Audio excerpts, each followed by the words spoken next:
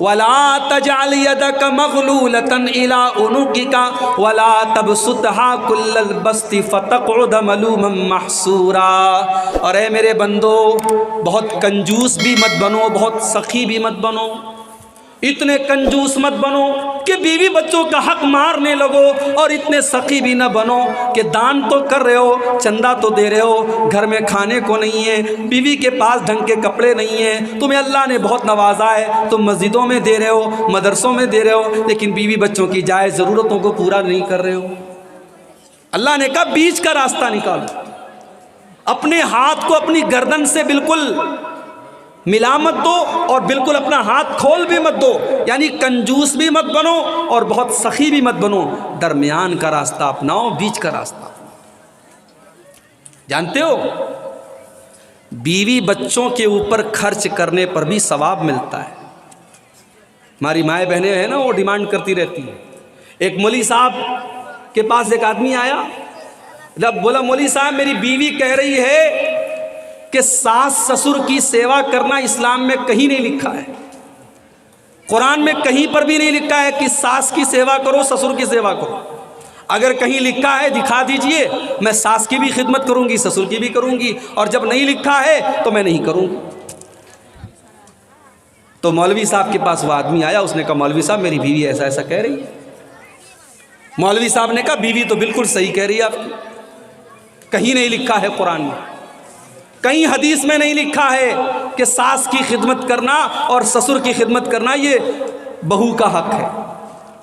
لیکن اپنی بیوی کو جا کر یہ بھی بتا دو کہ قرآن اور حدیث میں یہ بھی نہیں لکھا ہے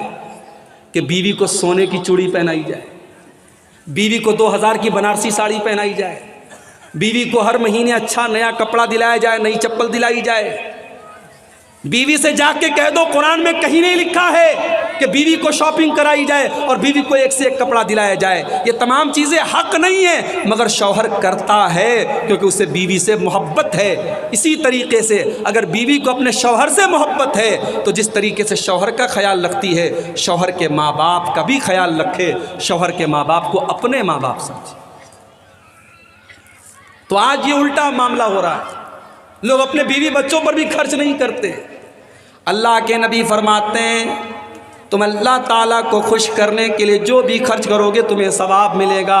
حتی اللقمۃ تضعها فی امراتک، یہاں تک کہ تم اپنی بیوی کے منہ میں جو لقمہ ڈالو گے اس کا بھی تم کو ثواب ملے گا۔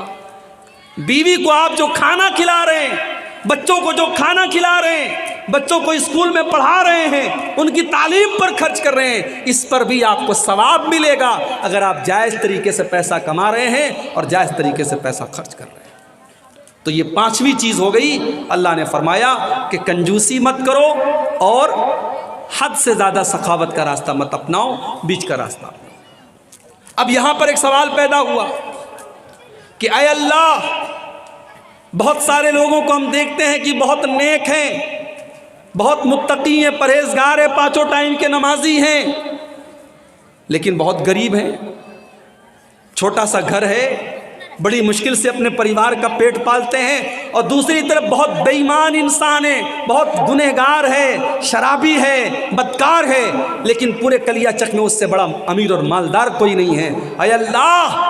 یہ بات ہمیں سمجھ میں نہیں آئی کہ تجھ کو جو 5 ٹائم کا نماز پڑھتا ہے، تیری بارگاہ میں سر جھکاتا ہے، وہ تو غریب ہے، اور جو تیرا نافرمان ہے وہ بہت امیر ہے۔ یہ بات سمجھ میں نہیں آتی۔ اللہ نے اس کا بھی جواب دیا، ان ربک یبسط الرزق لمن یشاء من عبادہ ویقدر، تمہارا رب جس کے لیے چاہتا ہے روزی کو کھول دیتا ہے، اور جس کے لیے چاہتا ہے روزی کو تنگ کر دیتا ہے، جس کو چاہتا ہے کروڑ پتی بنا دیتا ہے، جس کو چاہتا ہے غریب بنا دیتا ہے۔ انہو کان بعبادہ خبیرا بصیرا،